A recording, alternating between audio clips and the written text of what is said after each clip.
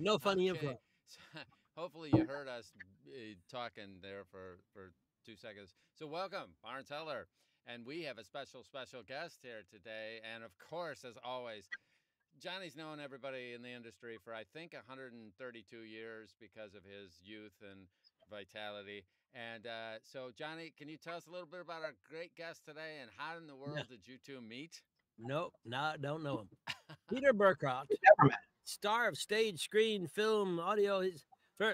You know, when I first met Peter Berkrot, it was I don't remember the year, I want to say early '90s, but it could have been early 2000s. I don't remember. But I went to Kingston, Rhode Island.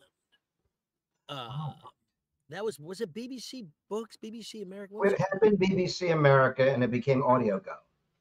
Audio Go. Yeah. So BBC Audio America, Go. That was in Audio Go. Rhode So Island. Yeah, they that was had me come in. 2009, probably, or What's that? 11. No, that was probably 2011. Okay, so all right, so it's two. Yeah, I lose track of one decade to another. So anyway, so in one of the decades I've been around, I met Peter. So I go to the Kingston, Rhode Island place to do, and I don't remember the book I was doing, but Peter was there, and this is my first traveling road trip to do a book. I was a little nervous and stuff, so I'm at the studio, and I'd met him at the studio, which I don't really remember, and then we both went our separate ways to work. Then we go back to the hotel, and then we started hanging around. I don't want to tell you all the things we did or what we connected with, but we did. And you remember? Yeah, I think Yeah. so. I So mean, I remember Rhode Island. I remember Hotel. That's the big building. yeah, Um, yeah. Well, Rhode Island's a small place, but yeah, but you there know, was a. yeah, Wait, Don, your volume is about 50% above I my already voice. adjusted it. Thank you. Oh, sorry. Sorry. So I just found out. I just found out how to make the comments visible to myself. medic. So anyway, so Peter and I have known each other for 2011 to now. So you do the math. Probably before that, and it's we just hit it off immediately. And it just we've been pretty good friends. I mean, nothing's gotten in the way so far. The friendship. So far, Yeah, and so so it's been a long time. So it's wonderful to have you on the show. Let's talk a little bit. We're gonna bounce back and forth. Peter, tell us how you got your start in the world of acting, creative oh, arts, et jeez. cetera. So how did Helen all that start, Hayes. Peter Berkrot? Helen Hayes was a little girl, Yeah, and I was babysitting.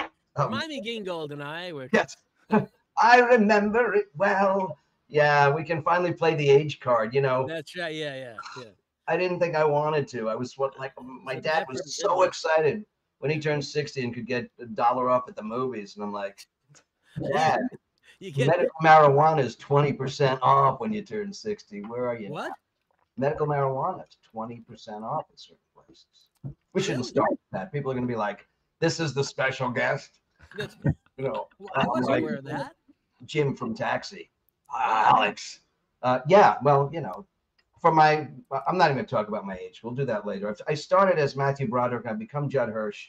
And so I'm naturally growing into my Jewishness. So I'm getting a little bit more like, phlegm is now Flem is now your friend. it's my demon, like in the Golden whatever, the Philip Did you ever Pullman. see the website? Two old Jewish guys telling jokes or something like that. You can be on that pretty soon. I should think. Sure. Yeah. Sure. Anyway, yeah, so let's talk about me. You said something about being Yeah, this special. is all about you. How to take that. So tell us how you started. Oh, how I started in acting. All right, honestly, let's see, really quick here. There's a video of me when I was 4 years old at my birthday. This is what they do with the youngest male Jewish child. I was wearing blue velvet like knickers or something. It's like, what? My mother probably said it's very expensive. It's beautiful. But there's a picture of me like in trying to get like it's already a movie and I'm getting attention. I'm 4 years old. So I think my fourth birthday. And I'm like the fly that's stuck in the Kool-Aid. I'm like doing this. It's like, so that's how I started out. That was an attention seeking device. So spazzing out at family gatherings was your Pretty beginning. much. Yeah. And then as I got older and realized that was my mother's job, I started to settle into the good boy. But yeah, so in a nutshell, the size of a goiter, I started acting when I was a kid. I mean, I was 12 years old. I grew up in New York, like you, I think. No, you grew up in Chicago. Chicago. Yeah. So, you know, I was really lucky. My parents went to Broadway shows all the time. They brought home the albums all the time. By the time I was in kindergarten, first grade, I was actively listening to show tunes all the time. By the time I was in third grade, I lived in Brooklyn. I'd come home for lunch and walk back. It was safe. And what I would do at one point is I would put on the last song from Man of La Mancha because I liked watching my mother cry when the music started. So I was already a drama queen in training.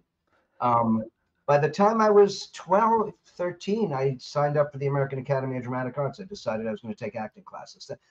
My parents started taking me to Broadway shows when I was young. I think Two Gentlemen of Verona, the musical version, 1776. Those might have been, I was either the year I went to the show or the name of the play, but it was 1776 was in there somewhere. And so by the time I was like 13, I was already so into it. And I went to camp and, you know, did all the musicals. I was 13 years old and I met a girl who was going to the American Academy of Dramatic Arts on Madison Avenue and 32nd or whatever. Yeah. So at 13, I started going every Saturday to the American Academy. So by that time now, I'm already like, this is it. I know what I want to be, which is really nice since, you know, I know a lot of people our age who still don't know what they want to be. So it was a good start. At least it gets you in the right direction. So basically, long story interminable, I started taking acting classes at 12, 13. I went every Saturday. I met a girl there, I had a nice girlfriend, and she had a manager. And then I started getting little gigs like print jobs. So I was actually working on and off while I was a kid.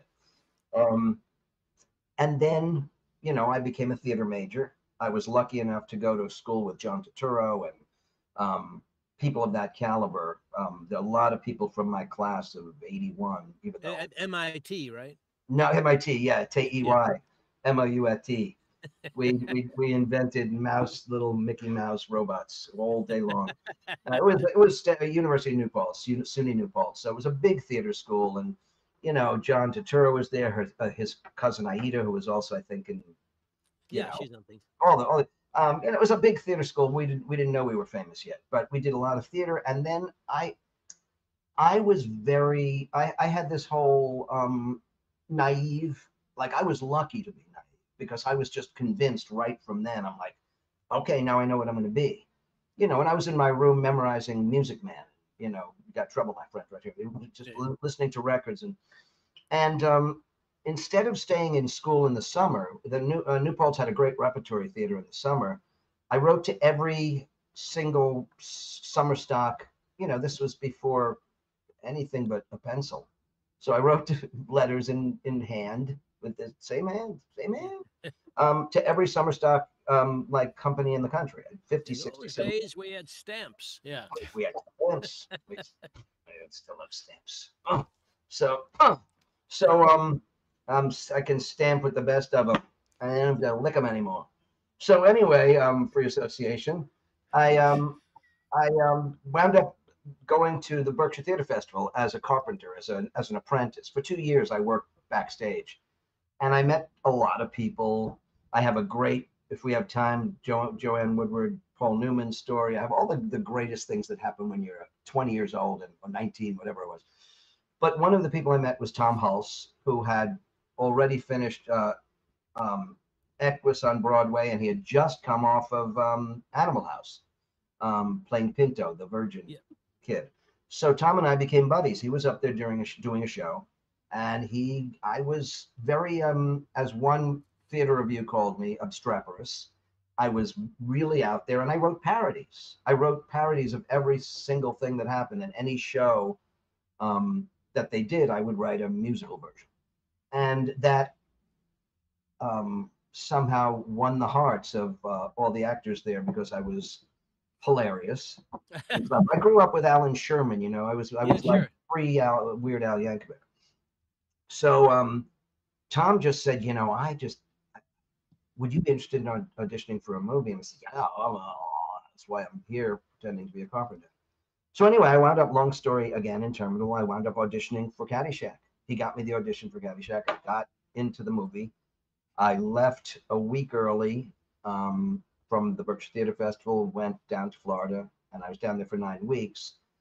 at that point, I was advised to not go back to school and do, sugar or whatever play they were doing. It was like, do this now while it's hot, So Yeah. I got a job. I think it was a law firm or something. I stayed in New York, and I never went back. So that was pretty much how I got started. Caddyshack was a great coup, obviously. I mean, a lot of people are in one movie if they're lucky, but the guy who played my brother in Caddyshack, his one movie before Caddyshack was Porky's.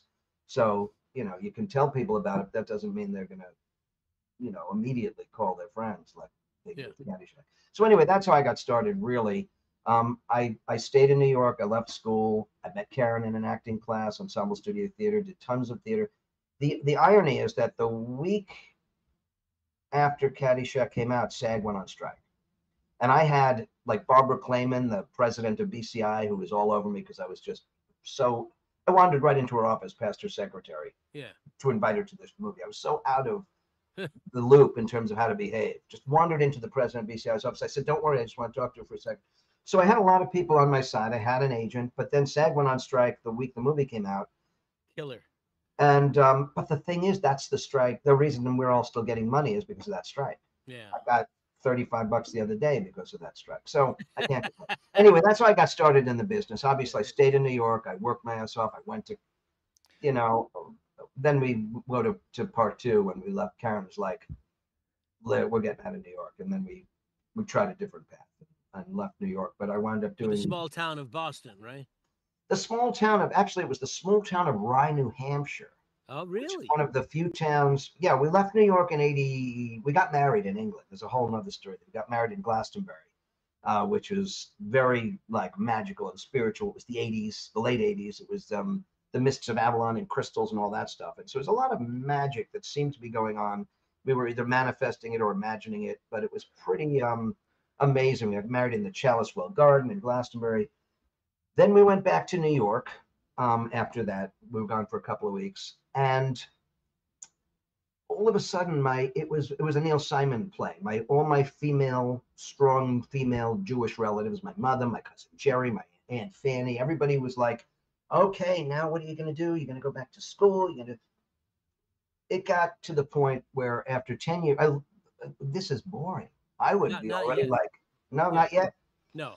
Anyway, there's only 3 people listening, and most of them are eating lunch. Don't worry. And there's this one guy who seems nice. He said he had nothing to do, so that's right.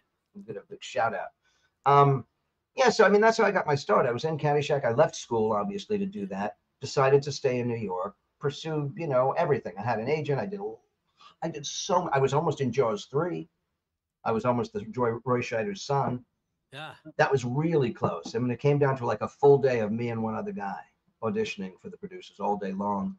But then they cast Dennis Quaid, and he had curly brown hair. Yeah, so that was it. Yeah. It was kind of how I got Caddyshack. My entire career is almosts. Yeah. Oh, I got such a good. Oh, my best almost was Class with Jacqueline Suzanne. The worst you ever hear is, remember Howard the Duck, that movie? Who doesn't? I was almost the voice of Howard the Duck. You would have been brilliant. Yeah, I would have been a great duck. You'd have been fantastic. You would have been fantastic. You think of all the crazy stories you went through to get this. So after all that success and then leading to turmoil and problems, how did you and when did you discover the wonderful world of audiobooks where you now inhabit? Wow. Let's see. I talked about Helen Hayes. Yeah. Simon and Garfunkel. I'm just you invented mime, and then what happened? Invented mime. Yeah. Right? No, I actually ruined mime for everybody. I kept saying, speaking. Now I'm in a wind chamber. Look, look, I can't move. Now I can't move. Look, shh, we're being very quiet. So ruined mime for a lot of people. So what happened was, let's jump cut. So I married Karen in Glastonbury. We left New York. I decided I wanted to be a writer. Because I am a really good writer, but I lack the one single discipline that you need, which is to write. Yes, yeah. So I can talk about, my parents thought I would be the next Neil Simon. Karen is like, if you just write down. I have a novel I started. It's 200 pages long, but I started. No one knows the way around an ampersand like you. I've always said that. Oh my God. Have you said that? I know. When I was a boy, they didn't even call it an ampersand. They didn't have a word for it. No. They called it an also. An and. A little star. A little also. A little star. So yeah, okay. So here's where I can drop some friendly names that we know. Excuse me. We went through when you leave New York, you have to reinvent yourself. Even in New York, you're reinventing yourself. One of the really nice things that happened when I left New York is all of the training, all of the everything that I had been doing all my life paid off. As soon as I was living in Rye, New Hampshire. We got a beautiful little cottage right on the ocean. We moved from West 87th Street. Oh, and we had a great apartment. You on West 80? I lived on West 87th with Joanna. Where'd you live? 21 West 87th, about 50 yards from Central Park. Oh yeah, we were 87th in Amsterdam. We were paying $600 a month. Yeah. We're such idiots. So we left. Yeah, well, of course. So we moved to New Hampshire. I went back to school. I got a degree in English. I was writing a lot. In fact, I got full scholarships because I was working as a journalist for a local paper. I actually did an article about my English teacher, who was this amazing, long story, long. So anyway, I wound up going back to school, got my degree I went to UNH, got a degree in English, graduated summa cum laude because I was a writer and I was doing a lot of writing. I started, and Misha, my son Misha, who is turning 32 on Sunday, was born 3 months after I graduated from UNH. So I started teaching acting. I decided I'm going to start teaching acting.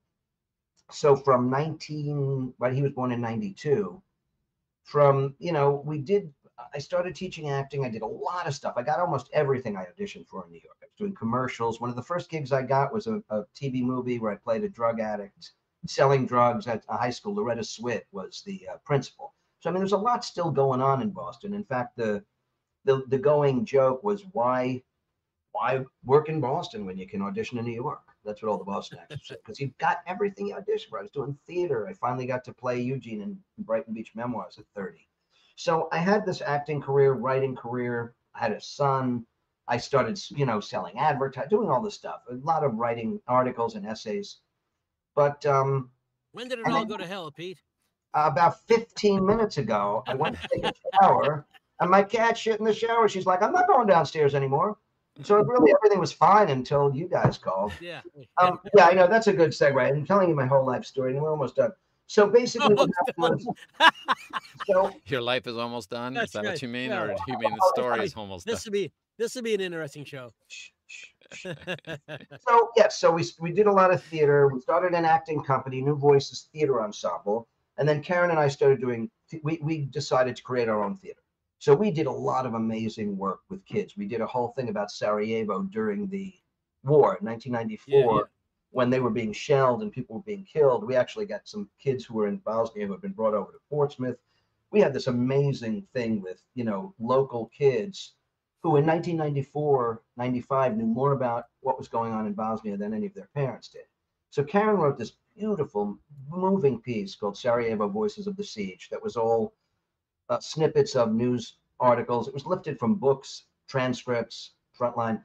So we worked with kids for a long time doing that sort of stuff. And we did Shakespeare in the summer. And we basically just kept ourselves afloat doing what we love. But, life went on. It was the 90s, and then it was the 2000s. And then you get some cats, and then they get old, and they die, and then you feel bad, and then life goes on. So around 2000 something, I decided I wanted to get into audiobooks. My parents were both voracious readers. I grew up watching them read 3 books a week all the time. My mother grew up with all the Agatha Christie mysteries. My dad loved mysteries, all the Don, whoever, they weren't even born yet, whoever we're reading now, but a lot of thrillers, mysteries. He loved the military, Sure, yeah. So basically, I decided back in about early 2000s that I wanted to do audiobooks. But at that point, I didn't even have a picture and resume you could send over the what is this computer box? The thing tube. So I was really behind the curve in terms of anything technological, still an idiot. But I was listening at the time. I was listening to a lot of audiobooks, and I was listening to Scott Brick. He was doing a trilogy at the time called The Traveler by John Twelvehawks, which was a fascinating, great story. And John Twelvehawks apparently was he didn't even know who the author was because he was off the grid. Very interesting. My son, Misha, liked the second book so much that for a school, and he was still in high school at that time, he did a project where he did a, what do you call remember words, music, soundtrack. He did a whole soundtrack to the book. And Scott actually listened to it. I'd met him by then. He listened to the Misha's soundtrack before he recorded the third book. So basically, I got in touch with him directly. And I told him, you know, I was an actor. At that point, I was closing in on 50, still playing 30. So I felt fine age-wise. I was like, I'm 50, like that lady on Saturday Night Live, 50. So Scott was very kind. He said, don't use my name, whatever, because I don't know if you're good. I dropped the Caddyshack bomb because it seems to be the only thing that gets you indoors. So I told him I was in Caddyshack. You dropped that with me the first second I met you. Yeah. It was just to break the ice and get right in there. It's like, okay. Berkrot, Caddyshack. Yeah. Right. Hi, Peter Berkrot, Caddyshack. So yeah. So basically, he said, well, if you were in that, that's one of my favorite movies, or something to that effect. And he gave me Laura Grafton at Brilliance, gave me her information. So that's what I did, is I sent her stuff. And what was also really exciting, and this was the year I turned 50, which is usually when you get really depressed the first time, or maybe it depends on how, like Don, I imagine, has been depressed a bunch of times. Many times, yes. Right. So today alone. Constant state of depression. Right? So I got a call from a producer in New York who was doing Caddyshack, the 30th anniversary, which was 2000, yeah, something, whatever, right? So for no reason at all, except we hit it off over the phone, and she really liked me. She said, why don't I fly you out to LA? And you can come to the hotel for 3 days. And I wound up, they shot all this stuff with me and Scott Columbia, who played my brother, and Ann was there. All the people from Caddyshack were there at the hotel, and we did interviews, and we spent days together. And it was just what I needed for turning 50. It was like, I guess, you know, new things can still happen. This was a total shock. I think she paid me about $400, and that was enough. When I got home, I emailed Scott Brick and asked him, now, you know, what, blah, blah, blah. And he said, well, this audiobook convention, the APAC, is happening in a week or 2 weeks. It was the only time that year I had $400 in front of me. So I paid for APAC and went in 2009. And I got work immediately. So that's how it happened. I mean, I met like 2 or 3 people right away. And by the end of 2009, so it's like a few months later, I did my first book for Audible. I started working for Brilliance regularly. And by the end of 2010, I had done like 20, 30 some odd books. And I mean, so that's how things started. Well, imagine if you were a good actor when you started, how it would turn out. I know, right? I was like, want to hear my English accent? How are you? How are you? Hello. I'm from England. Now, I was always, you know, in fact, I would sometimes think I was better then than I am now, because I did stuff so instinctively and with such relish and joy, and I had always done voices and characters, and I've always been schizophrenic. So we both teach, and I think it's interesting to me that you find people who people ask how to do a thing, when actually, if we weren't there to answer, they would just do it. You know, I mean, I think you need to trust yourself a little bit, especially if you're talented. I mean, many people come into our audiobook business without any acting training or background, and so I understand a lot of the questions because they don't have anything to fall back on. But if you've been trained theatrically, you know, you've studied, you've been on the stage, you've trod the boards, then I think some of these things you got to trust your instincts a little bit and understand that you can. Yeah. Oh, I mean, by the way, all you folks out there in listening and watching land, feel free to ask questions. Peter's here only for the next half hour, then we're booting him. Yeah. So, yeah, and I could just well, you know, it's kind of like a surgeon becoming a barber. You know, you've done the theater stuff, you have all this information, you know how to use the tools, you know how to do this. Yeah. But now I don't want to remove the guy's head, I just want to trim it. So it's much easier for an actor with training to make adjustments. I mean, we know that this is a specific medium. That's why we teach things. That's why what I say to myself literally every time I get in the booth is, what's behind your head is slow the fuck down. Because I may be old, but my motor is still freaking adolescent. So I'm constantly, adjusting to the certain rules. And but in terms of, as you say, one of my favorite people in the world, I'm going to drop her name because I adore her, Alex Picard. She and I did a play. She's a narrator now. She and I did a play, the Rise and Rise of Daniel Rocket. My wife directed that. We did that in 2001, as a matter of fact. The towers had come down and we're doing a play about flying. But she's one of the, I've had literally hundreds and hundreds, literally, since I started, of students, which fills me with extreme joy because I know that whatever happens to me, and even if there is no Jewish heaven, or there is, and all we're doing is dishes, at least I know that there is stuff going on after me, because I've had tons of students who are now teaching and doing Shakespeare. But Alex is one of these people who I knew she was a brilliant actress. I coached her for 2 hours. When I do my introductory thing, if someone says I want to know a lot of stuff, I basically say, let's do 2 hours, because an hour is just going to make you even more confused than when we started. But 2 hours is enough to give you all of my rules of don't do this, don't do that, and then to get into some of the schmutz of the work. But Alex was already a brilliant actress. So I could say to her, well, when you get to dialogue, it's scene study. Be both people and play the conflict and have a blast. It's when I discovered, and I use the same metaphor for every time I teach because I discovered it myself and it seemed in the moment helpful. When I started to realize that when I was recording novels, I was basically doing a movie and playing all the parts. And that led me, that was one of the reasons I had such fun, learning the intricacies, the difference between the specific task of narrating and luring the reader into the story with you, and the, all the other elements of whatever it is, scene study, of dialogue. And then not only, one of my favorite things was when I learned that if I'm being a movie, my job, and I've said this before a million times to students, is your job is to adapt a novel into a film using your voice, which then means you also have to provide the music. So there's a lot of this is where I get excited. I love that. I love that because that's exactly what I've come to discuss audiobook narration as. It's cinematic work. Yes. You're seeing the author's words, and they create it. I believe reading creates images in your mind. So while it's reading stuff, you're creating the scene based on what you see. And what you see, it's not just what you see, it's also the light coming from the windows and the music and the costuming and everything. Create all that in your mind. All of a sudden the scene comes to life. It's not words on a page.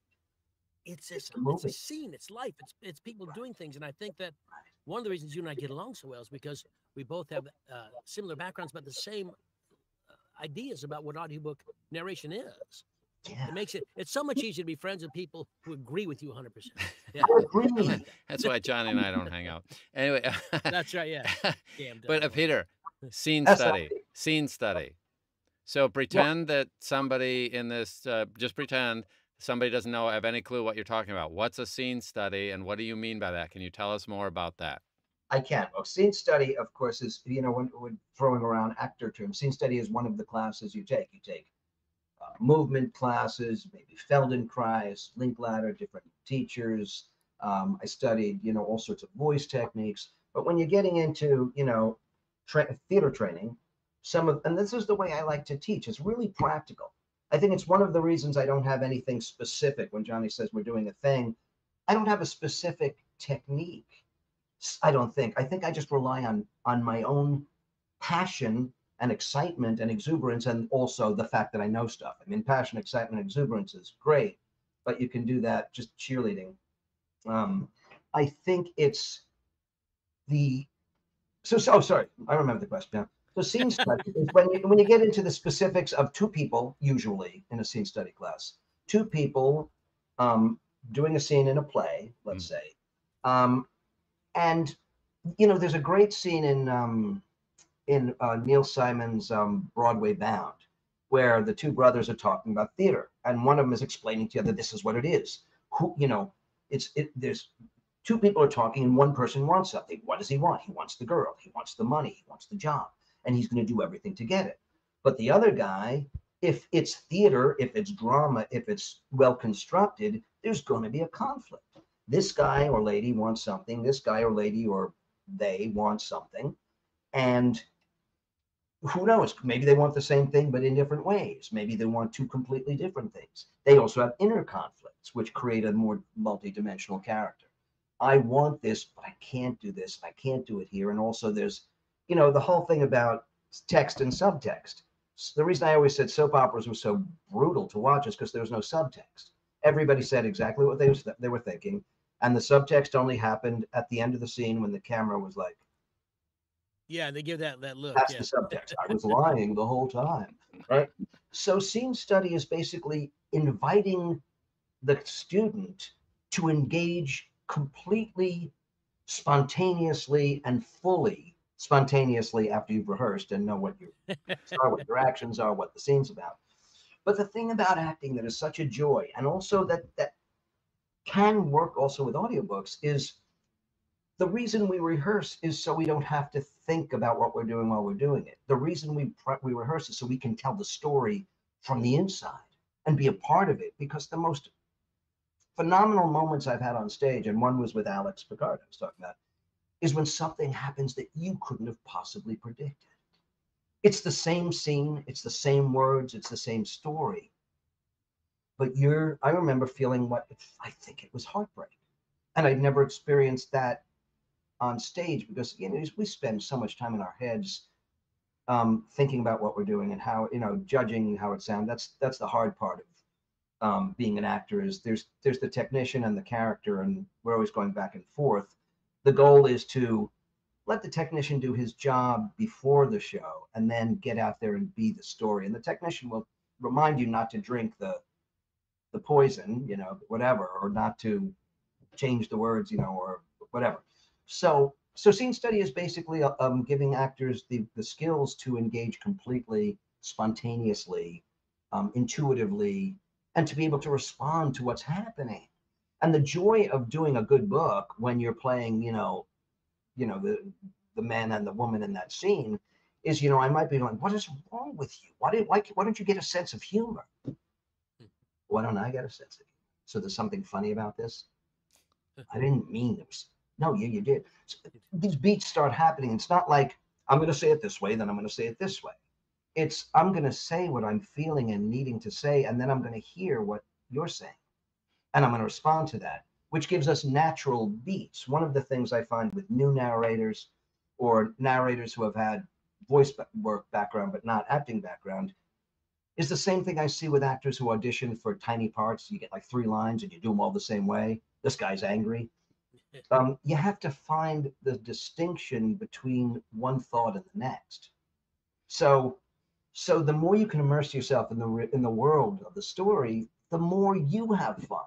I mean, I've done books where I didn't enjoy them, and I'm just having to make the characters more likable or be more exuberant and more animated. But when you can really participate in the storytelling. Let's talk about some books. Colette asks, what kind of books do you enjoy narrating the most? Hi, Colette. Honestly, it's an interesting thing because the books that I read as a kid, as a young man, I was really into literature. Like I love, not literature like classic stuff. That's stuff you had to read. Now I can't think of any author in the whole world. But Catch-22, Joseph Heller, starts with a V, Vonnegut, Tim O'Brien. I mean, I love like stories with beautiful writing when I was reading and also a lot of sci-fi and stuff like that. But as a narrator, and also as a narrator, as an audiobook listener, I've gotten really into thrillers, crime stuff. I wasn't a big crime novel fan or even a crime movie fan, but thrillers are exciting. Well, and there's always you and I both do Todd Goldberg stuff. Yeah, you do Goldberg stuff, and he's great. I was lucky enough to do an anthology.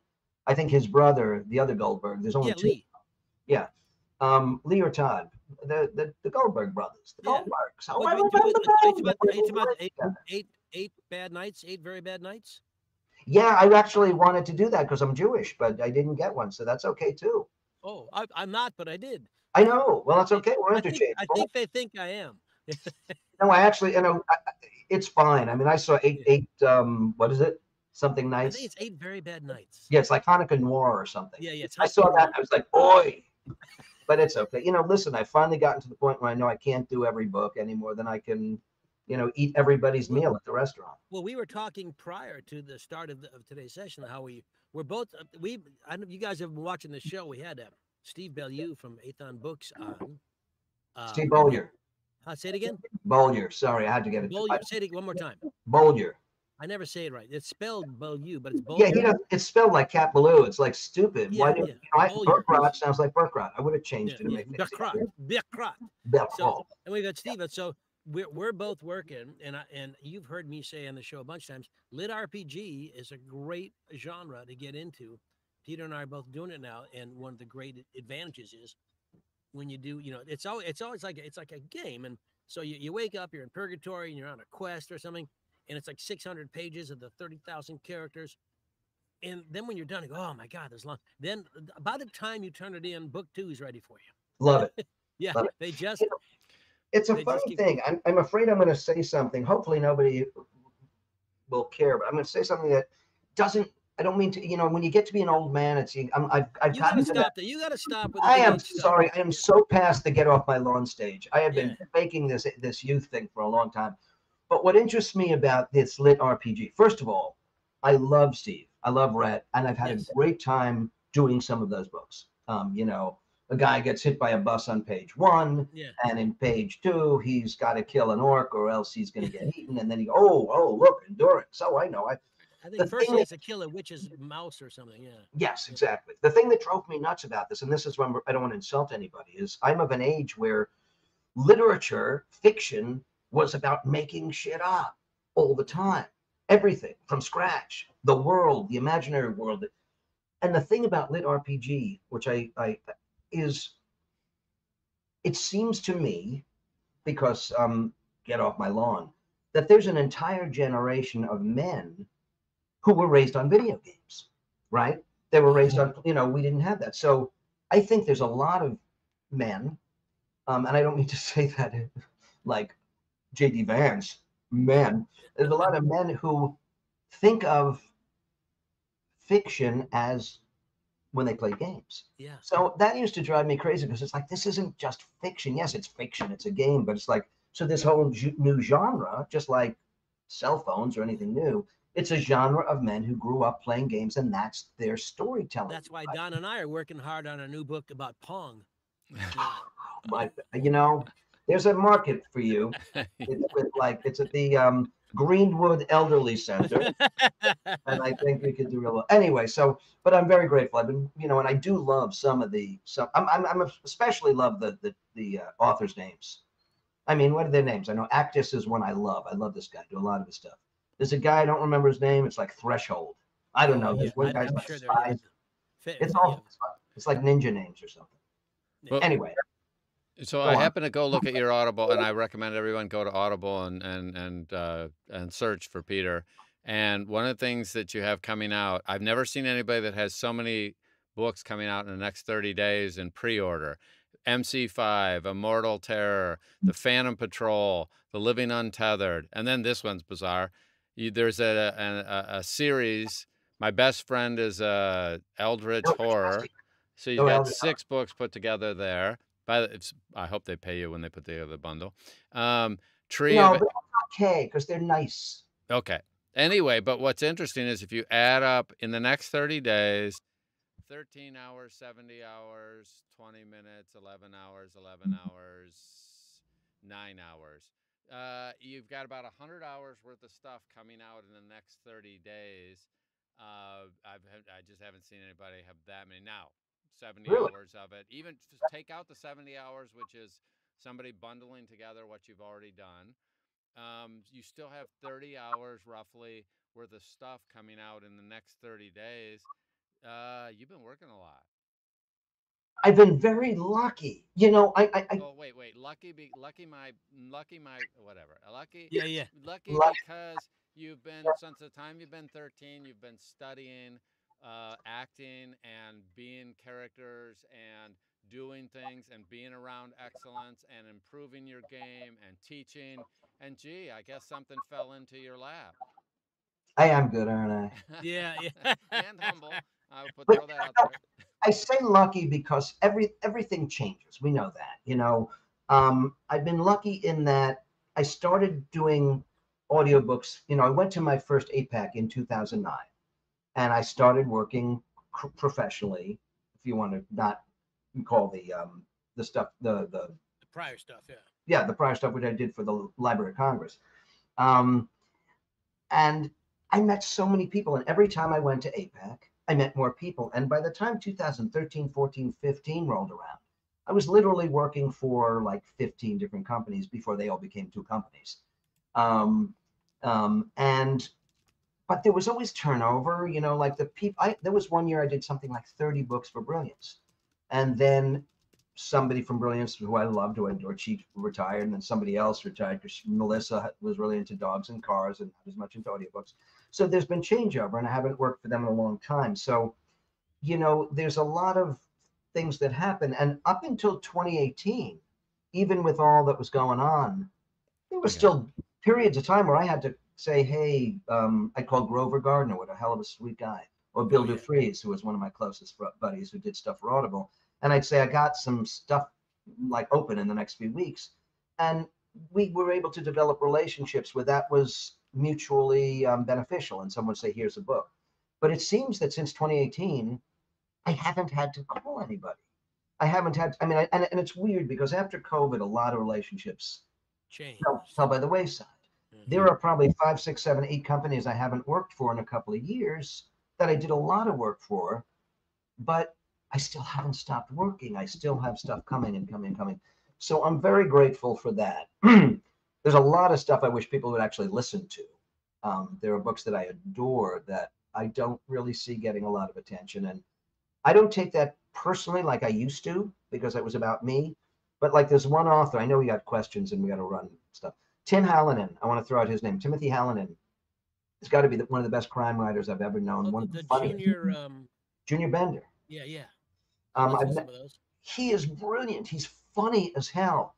He's just creates the most phenomenal characters. I don't know why he's not well like revered, but you know, read if you like crime and comedy.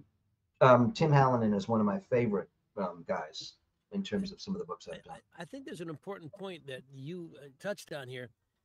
Once you, the actor, have done the audiobook, I mean, sometimes a publisher or author may ask you to do some promo stuff, and if it's royalty share, you should do it. I know the union now has a deal with there's a certain number you can charge for doing promo if you want, but I always like to promo my stuff. I like to say, there's a book coming out today, Glory Seeker, one of our Athon books. I've got to write a note on today that's coming out. I love to say, here's a new book out and try and give it a push, even though we get paid. I must get paid by the finished hour. I don't do a lot of royalty share. Right, me too. So once I've done the book, I don't make more if it sells well. Right. On the other hand, I do like the idea, like if you go to Audible and see, I like the book that's got, you know, the 4,000 comments versus the one that's got 3.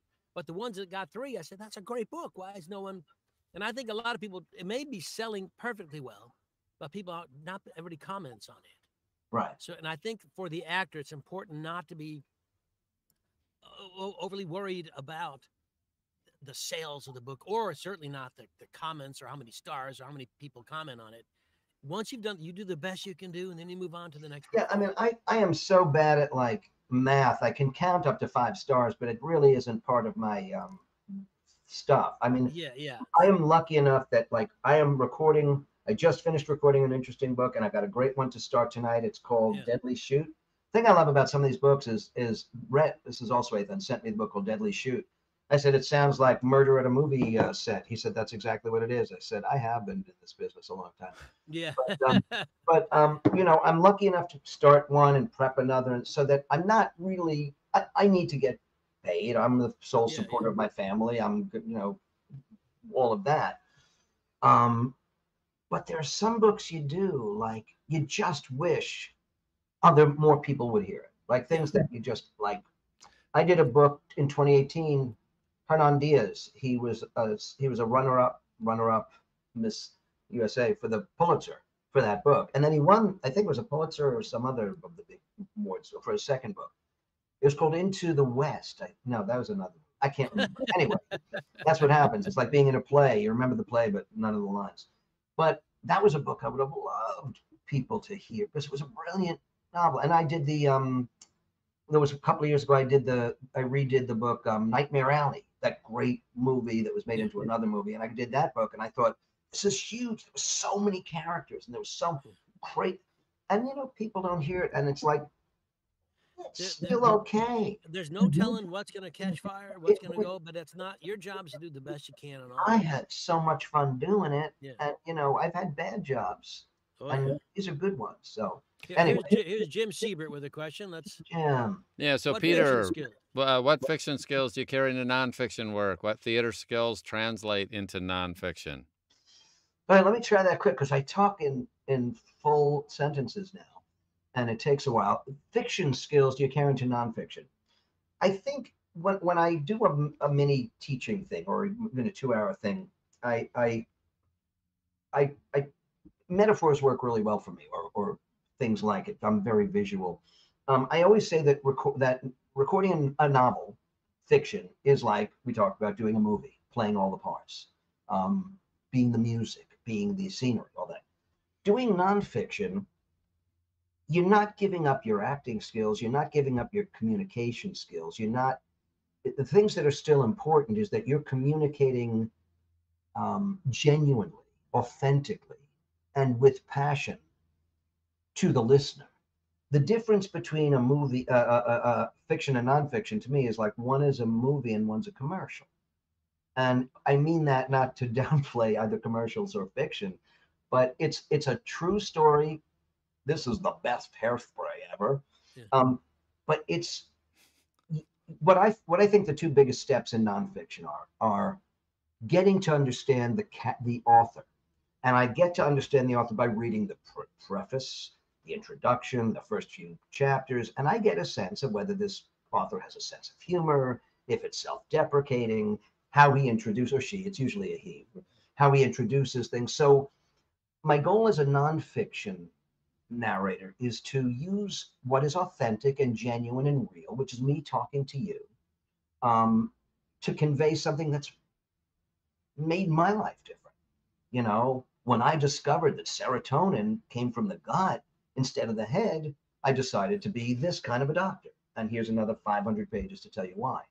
So what you learn from theater is being genuine. In some cases it's make-believe, but make-believe is only moving if it's genuine make-believe, right? I mean, I could do Harry Potter like this, and you do it with puppets and nobody's going to give a shit. So yeah, the skills you carry into it is you bring yourself to it, and you basically just have to use certain actions. There's something else we talk about in scene study. What do you want? How do you get it? As far as the other question about how the second half of that, the theater skills translate into nonfiction. It's the same thing. It's really just being authentic and passionate and communicating. Even the thing is what do I want as the person channeling this information? I want to inspire.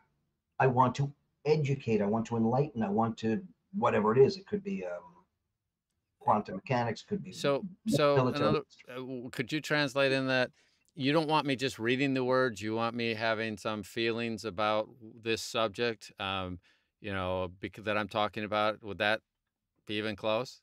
Are you playing? You're playing dumb. I'm not playing. It's the only role he's got felt out. The word. It is. The words of grandma's asleep and you're doing community service. Okay. But if you want to actually get people to care and listen and be grateful for what they paid for, or it's the same thing. And you're telling a story. But it's not once upon a time I went through a portal and met a skeleton. It's once upon a time I realized that quantum mechanics changed the future that we were promised. Yeah, See, yeah, the, yeah. what I like it. Go ahead. Go ahead. Oh, so I'll just say this. Anybody who writes a book about quantum physics or writes a book about horse training, they are into that subject, and they are trying to tell you how passionate they are about their horse training or about quantum physics or about how microphones work or whatever they're doing. They're not putting it out there because they don't feel like it's an important topic. Yeah, right. There's a couple of things that come up. Go ahead, Peter. Sorry. I was just going to say Quantum Horse Training was one of the books I did. Yeah. Yeah. I didn't get cast for that one. I don't know why. A couple of things come out that both Peter and Don touched on that I want to just touch on myself is that the people in a fiction, whatever it is, whether it's lit art, whatever it is, don't know that there are characters in a story. They have no idea. And so it's their truth. The story is true to them, and the story is true to the listener, regardless if it's made up or not. In nonfiction, they don't know. It's still a story. They don't know it. It's still true to everyone. And we make this big, huge gap. There's fiction, there's nonfiction. It's still a story. Right. And what you play in nonfiction as much as you can is the author's passion for the topic, because that's playable. Right. Quantum physics in and of itself, human genome therapy, it's not playable. But what I want to share with you about those things is playable. And that's the story. And it's not different than a fiction story where the characters have wants and needs, as Peter mentioned, in acting basics. Somebody wants something.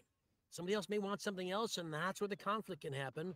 But in terms of the acting, just tell the damn story. Yeah, I think we put this fiction, nonfiction names on things and then pretend it's something totally different. For the listener, it is a story.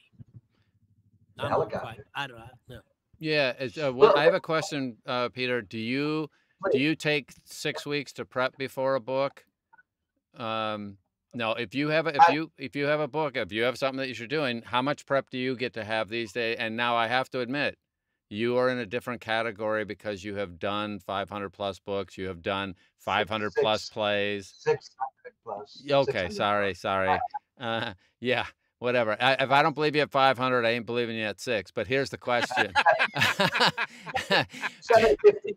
Yeah. Okay. Do you get to? How much time do you have to prep for a book before you are recording? I'll try to make this fast because I want to talk for hours and we have minutes. Well, basically, I mean, this is the same a lot of people tell you. My basic prep. Let's talk about fiction because it's more prep and it's okay. A lot going on. Obviously, I always read the book first. Always, always, always. There are some series, I'll admit, where if I've done, like, My Best Friend is an Eldritch Horror, and I'm doing book 4, and it's 400 pages, and I've read 280 pages, but I want to get going. There's nothing different that's going to happen if I don't, finish the book first. Right. But with any standalone novel, obviously, especially thrillers, crime, you don't know who the killer is. You don't know who. I mean, there are a lot of books. Johnny's probably done some too, where the killer is actually speaking, but we don't know who the killer is yet. But we know who the killer is because we're narrating the book. So somehow we have to do that guy's voice, but do it in such a way that the audience doesn't pick up on it. So yes, so I prep the whole book. I highlight all the dialogue. So I always know at a glance how many people are in there, and you do your basic prep, like any description of how he says it. He whispered to himself or any of that stuff. And then with a really good book, what I'll do is, so mostly what I'm doing is, given the timing, I'm prepping one book at night and I'm recording a book I've already prepped a week or two before. Right.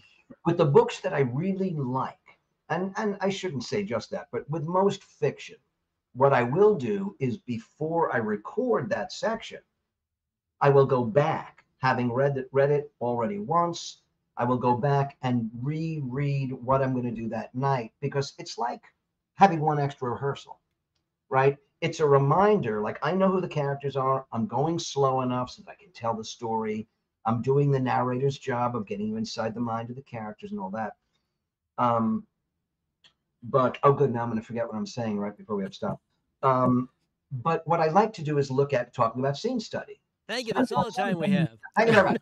It's like scene study. What I want to do is go back and look at what was happening in each chapter so that I know what the fight is. And I have more time to embrace the moment-to-moment thinking process of the characters. It's like, okay, this is what this scene's about.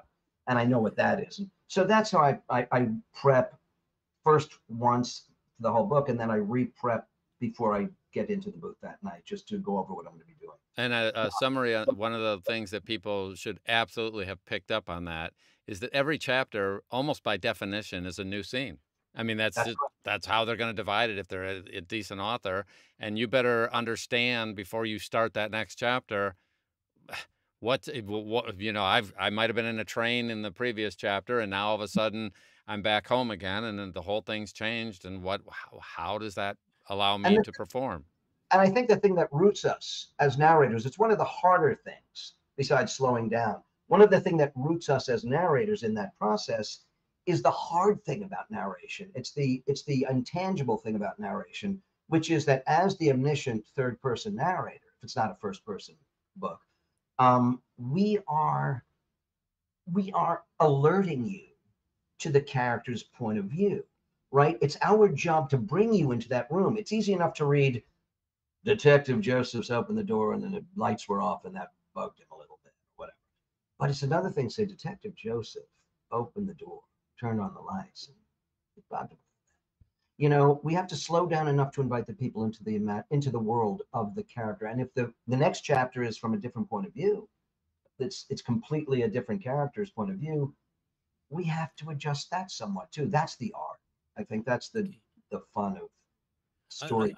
A quick, perhaps last question from Colette is, Peter, you're such a force of energy and passion. What do you do in your downtime to relax and recharge? And I think we covered that earlier with the medical marijuana. Well, you know, my wife is, you know, she'll kill me, but, you know, we got married in 88 and she was an older woman. She was in her 30s. Now we're, you know, 65 and 71. You're age conscious, dude. We're 65 and 71. I become generous. So, of course, what do? We sit around. Like everybody else, just watch The View. Yeah. You know what we do? We go. My son is 31. He lives at home. Yeah. He's my engineer. What do? We go out and make sure he has 2 lunches and a dinner. You know, I do the laundry. I have cats. I love to pet my cats. I don't do a whole. I do take a tap dance class. I am actually taking tap dance for the first time in 30 years, and I love it. So nice. That's one way to remember that I'm not dead yet. But mostly I read. I'm like my dad. I just freaking read all the time. My dear friend, you've got to get past this issue of your age. It started. Just let it. You know, if you weren't this old, you'd be dead. Just let it go, man. That's right. Considering the alternative, where you just keep going to the bingo nights and playing mahjong with the boys, and you know, you'll be fine. 6 bam, 2 crack, mahjong. Oh. So what's coming up? What's coming up for you? What's next on your list of what's next for you, pal? Let's also give a commercial to Steve. Peter teaches. Tell us about how to get hold of you to teach, because people like you. Well, you can get on my website is Peter Berkrot Audiobooks. And drop me a line, berkrot@yahoo.com. I basically, I just love to work with people one-on-one. You know, you can sign up for an hour and we'll work on an audition, or on your demos. Or I teach. I'm like Johnny, except he has 8,000 students and I got 3, and they're very nice. I don't have 8,000 students. Oh, you do. Anyway, yeah, you can always get in touch with me for that. I love it, and other stuff. And I just put Peter's site up in the chat so that you can grab that later or now. Okay. And friend me on Facebook and ask me questions. I'll answer your questions. I love talking. And I want to keep the commercial thing going while you're still here. Don't forget, if you like this, ask us anything. Please comment. Please share it with friends. The more comments we get, the bigger this thing becomes, and we get more people, and so we can start. We might be able to make some money off this damn thing. Oh, that would be awesome. Yeah. Don, what do you got coming up? And so I'm doing that. Of course, if you're looking for tech information, we're doing. VO Tech Simplified-LIVE is every Tuesday at 5 p.m. Eastern, whatever that is. That's 2 p.m. Pacific. I got to do that math in my head. I pulled that off. And so I don't even remember what the topic is for today, but it happens every week, and it's going to be something fantastic. So join us there. It's on the same channel. Thank you for people who checked in. It makes my little ego feel good. Thank you, Rebecca and Colette and Tom and Jason. Hi, Jason. Jim. And also the tap dance thing, by the way, is hyper cool for 2 reasons. One, you're doing something physical. That's awesome. And at our young age, that's helpful. And 2, that's a whole mental thing because you are also a percussionist. And as a former drummer, Hats off to you for doing that. Everybody should do some dancing at some point in their life. It is just an unbelievably great thing to do. So When they bury me, it's going to be ankles up. I have the best ankles. Your feet hanging out. Yeah, exactly. All right. Johnny, commercials what do you have coming up, Johnny?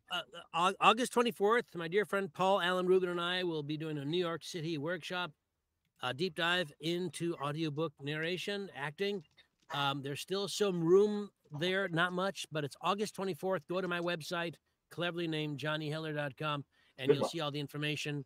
The New England Narrator Retreat is basically sold out. If you want to come, drop me a line. I'll see what I can do, because you never know if people bugger off before it starts. But basically, that's all happening. So I think that's all. And I've got books coming up. Peter and I both available to coach with you.